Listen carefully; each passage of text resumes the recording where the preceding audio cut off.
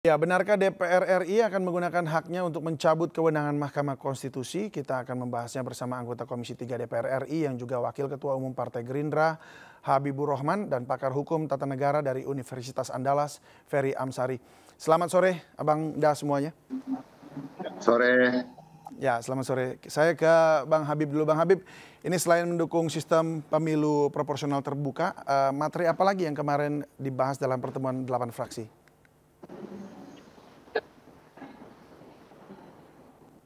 Menegaskan komitmen sistem proporsional terbuka, ya.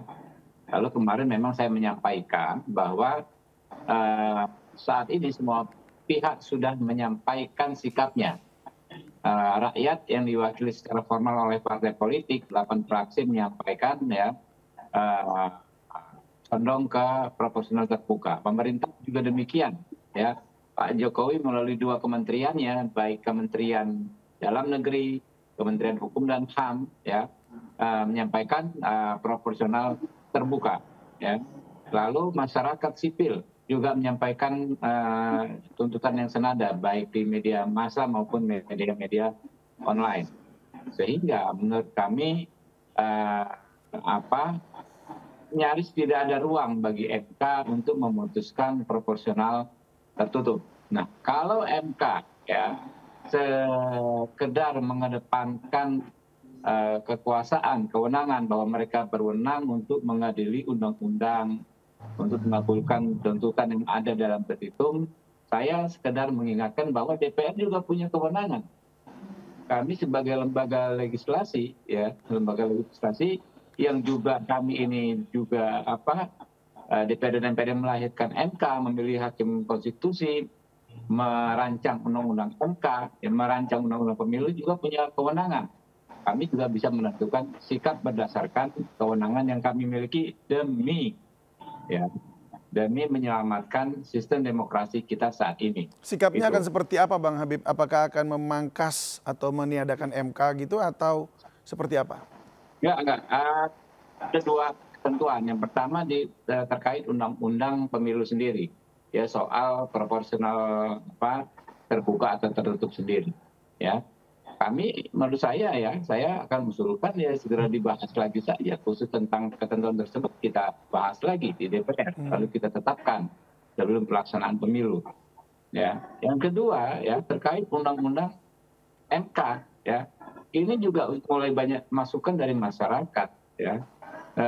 Bagaimana cara, ya, quote and quote mengontrol MK ini oleh publik bisa mengontrol MK ini.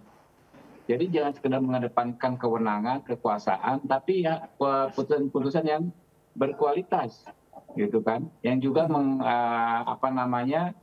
menyerap aspirasi publik. Seperti apa? Makanya rumusan undang-undang MK, ya, juga banyak yang ingin membahas kembali, ya. Apakah MK dengan model kerja seperti ini layak dipertahankan atau dibikin yang lebih ada perubahan lagi, misalnya putusan MK bisa direview di MPR atau solusi-solusi yang lain. Nah, itu yang sedang sama-sama kita elaborasi. Tapi secara prinsip ini kan saya anggota DPR, belum kita bicara institusinya, ya. Nah, secara prinsip saya pikir perlu ada semacam koreksi juga terhadap MK ini kalau sampai memutuskan sistem proporsional tertutup besok. Yang dikoreksi artinya cara sistem kerjanya begitu, ya? Iya, betul. Ya. Baik, saya mau ke Bang Ferry. Bang Ferry, apakah memang menjadi kewenangan MK ini untuk memutuskan sistem seperti apa gitu ke depannya, baiknya itu proporsional tertutup atau terbuka begitu? Ya, ada 2 perdebatan ya soal kewenangan Mahkamah Konstitusi. Satu, mereka bisa ultra petita bahkan untuk memutuskan berbagai kasus-kasus yang berkaitan dengan undang-undang. Tapi ada juga yang mengatakan ada batasan sehingga tidak boleh ultra petita. Namun dalam konteks perkara ini sebenarnya Mahkamah Konstitusi tidak bisa lagi mengubah sistem proporsional terbuka menjadi tertutup. Sebab MK sudah pernah memutuskan melalui putusan nomor 22/24 PUU 6 Romawi tahun 2008. Lalu kalau kita lihat landasan pemilu dengan proporsional terbuka kan sudah ada di Undang-Undang Dasar semua. Pasal 22E ayat 2 Undang-Undang Dasar 1945 kan menyebutkan pemilu merupakan diselenggarakan dengan cara memilih anggota DPR. Jadi memilih anggota DPR bukan memilih partai sebagai peserta, tapi memilih anggota DPR, DPD, dan DPRD. Jadi jelas kalimat ini proporsional terbuka, kita itu memilih anggotanya. Tapi kan itu juga bisa Apalagi diterjemahkan sebagai bahwa partai yang menyediakan caleg-calegnya, begitu lalu rakyat memilih. Sebagai peserta tidak dilarang, tapi partai harus memberikan nama-nama kader yang akan ikut kompetisi pemilu. Sehingga rakyat sebagaimana pasal 22E ayat 2 itu lalu akan memilihnya. Jadi secara Undang-Undang Dasar, secara sifat putusan MK yang final, karena sudah ada putusan yang dulu, maka tidak boleh lagi putusan yang sudah final digarap lagi oleh Mahkamah. Kecuali dalam teori konstitusi dan hukum acara MK, kalau kemudian terjadi perubahan Undang-Undang Dasar, karena pasal-pasalnya sudah berubah, tentu diperbolehkan perubahan putusan. Nah, Undang-Undang Dasar kita tidak mengalami perubahan. Jadi bagi saya sebenarnya sudah sangat jelas bahwa MK sebenarnya tidak boleh mengubah aturan main. Apalagi kalau di tengah jalan kan gitu ya. Baik, jika MK akhirnya sudah memutuskan kembali ke sistem proporsional tertutup, apakah pemerintah dan DPR memang bisa kemudian kembali mengajukan revisi Undang-Undang Pemilu ini? Ya, pertama kalau kemudian MK mengubah, pertanyaan besarnya atas landasan apa MK mengubah? Kalau Undang-Undang Dasar bilang sudah proporsional terbuka dan putusan mereka terdahulu sudah menyatakan itu. Dalam konteks ilmu konstitusi itu sebenarnya kalau ada kekuasaan kehakiman yang mengubah-ubah putusannya yang tidak konsisten, maka sebenarnya MK sudah melanggar etik. Jadi bagi saya di sana sudah masalah serius yang perlu diperbaiki. Nah, kalau MK melakukan langkah dan upaya yang berbeda perspektif konstitusionalnya, ini kan masalah baru nih. Tiba-tiba MK mengubah sesuatu yang sudah mereka putuskan, bagi saya memang ada masalah etis yang serius yang sebenarnya tidak boleh dilakukan. Tapi kalau dilakukan juga, nah ini bagi saya DPR bisa kok laporkan ke Dewan Etik. Tetapi jangan sampai juga DPR menghilangkan hak-hak kewenangan-kewenangan konstitusional yang sudah ada. Walaupun sebenarnya kalau mau dibilang ini kan salah DPR juga nih Bang Habib, memilih hakim-hakim konstitusi yang bermasalah, yang tidak memiliki catatan track record yang baik. Jadi ini betul-betul jadi catatan bahwa kalau kemudian terpilih hakim-hakim konstitusi yang bermasalah, bumerangnya bagi publik itu akan sangat memungkinkan seperti peristiwa saat ini. Bagaimana Bang Habib, ada tanggapan? Gimana? Ya, Bang Habib mau menanggapi yang disampaikan barusan oleh Bang Ferry. Lanjut aja. Oh, oke, silakan Bang Ferry. Ya, bagi saya ini catatan yang perlu dan sangat menarik, dan salah satu koreksi yang paling penting adalah, dan anehnya ya adalah 8 dari 9 fraksi di DPR tidak menyetujui ini. Nah, kenapa satu dipaksakan? Ternyata memang motifnya politis, bahwa dengan party ID atau gambar partai yang dikenal publik, maka ini akan mendapatkan keuntungan satu buah partai saja. Sementara tidak fair bagi partai-partai yang lain. Nah, ini jujur masalah. Nah, bagi saya juga anehnya begini, MK itu selalu berkomitmen ya, kalau open legal policy maka semuanya diserahkan ke DPR dan pemerintah sebagai pembentuk undang-undang. Nah, dalam konteks sistem pemilu ini, menurut pasal 22E ayat 6 Undang-Undang Dasar, kan tata cara lebih lanjut soal pemilu itu diatur lebih lanjut dalam undang-undang. Artinya ini perintah open legal policy. Biasanya MK, kami tidak mau memutuskan ini, kami serahkan kepada pembentuk undang-undang. Tapi kok soal beginian tiba-tiba MK jadi lupa ingatan. Menurut saya ini masalah serius. Nah, ini yang perlu dipertanyakan juga. Saya kembali ke Bang Habib. Bang,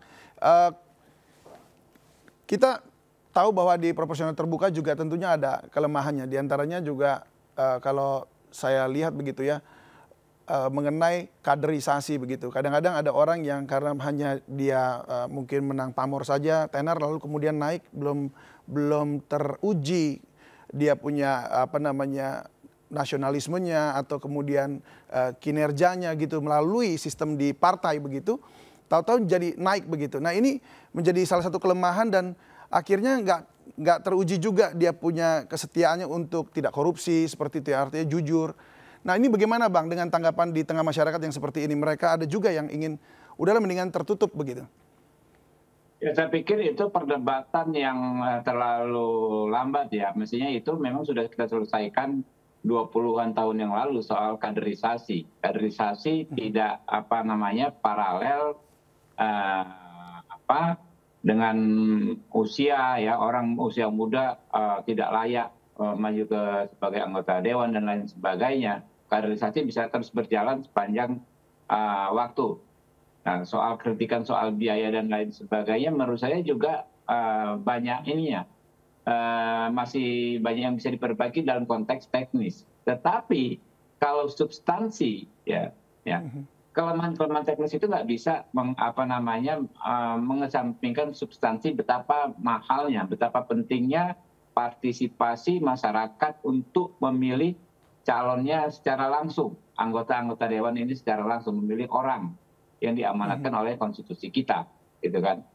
Nah itu yang nggak bisa kita abaikan. Contoh misalnya gini, hampir di semua partai fenomenanya terdiri dari kumpulan golongan-golongan masyarakat. Seperti Gerindra ini kan ada dari organisasi petani, organisasi nelayan, ada aktivis kayak saya ya, ada purnawirawan. Semuanya kader-kader terbaik dari golongan-golongan tersebut, ya. Dan semuanya ingin diperlakukan fair, diberikan kesempatan bertarung di pemilu, ya, yang sama. Nah, kalau dengan sistem proporsional tertutup, ya, maka akan ada masalah besar karena yang akan mendapatkan kesempatan itu hanya satu golongan, satu kelompok, atau paling banyak dua. Yang 8 sisanya misalnya di kursi yang ada di dapil yang 10 kursi sama aja bohong, ikut pemilu nggak ada manfaatnya, ya. Kalau dapat nomor sepatu, kalau zaman dulu kan nggak ada manfaatnya. Sehingga kita bisa bayangkan kalau pemilu sistem tertutup ini kita terapkan, ya, maka partisipasi peserta saja akan sangat rendah. Ya, apalagi partisipasi pemilih. Kemarin 80% sekian ya pemilih. Bisa di bawah 50%. Jangan bilang misalnya, oh yang penting pemilu tetap terlaksana secara formal, tetap sah. Nggak bisa begitu. Karena kalau pemilunya secara substansi, partisipasinya rendah, ya hampir sama saja dengan nggak ada pemilu. Dan kalau nggak ada pemilu berarti kan demokrasi hancur. Gitu. Dan bagaimana cara rakyat menyampaikan aspirasi politiknya. Baik, saya terakhir ke Bang Ferry. Bang Ferry, kalau dilihat dari sistem yang ada saat ini, yang paling pas dijalankan di Indonesia ini, apakah memang yang terbuka ini atau mungkin ada pilihan lain, yaitu hybrid begitu? Mana yang lebih tepat? Ya kalau soal sistem, masing-masing punya kelemahan. Tapi kalau dibaca Undang-Undang Dasar kita, itu sudah fix bicara proporsional terbuka. Pilihan-pilihan lain tentu akan bisa digunakan di masing-masing negara yang lain pula sesuai dengan kebutuhan konstitusional negara masing-masing. Jadi kalau alat ukurnya soal sistem banyak ceritanya, masing-masing tidak sempurna ya, punya kelemahan. Soal misalnya pernyataan bahwa terbuka akan lebih membangun kader, tertutup itu hanya terbuka akan lebih banyak korupsinya, sementara tertutup akan lebih membangun kader, itu juga tidak benar. Dalam konteks Indonesia, apa yang dilakukan dengan terbuka ini malah membangun kader. Kader lebih kreatif, lebih berupaya mendekatkan kepada konstituen karena dia berharap konstituen yang memilihnya. Sementara kalau tertutup, itu hanya untuk kepentingan elit. Elit bahkan bisa sangat bermain dan korup karena menentukan banyak hal, terutama daftar listnya, begitu ya. Dan di titik ini menurut saya, kita harus melihat kebutuhan konstitusional kita sebagai negara apa. Nah, kebutuhan yang paling tepat menurut saya dibaca pasal 1 ayat 2 Undang-Undang Dasar bahwa kedaulatan ada di tangan rakyat, maka yang paling tepat ya terbuka. bahwa di pasal 22E disebut azasnya langsung, ya yang langsung itu ya apa yang dilakukan oleh sistem terbuka begitu ya. Baik kalau begitu. Terima kasih Bang Ferry Amsari untuk inputnya dan juga Bang Habibur Rahman untuk masukannya sharing bersama kami di MNC News Now. Salam sehat selalu. Sehat semua ya. Sehat semua.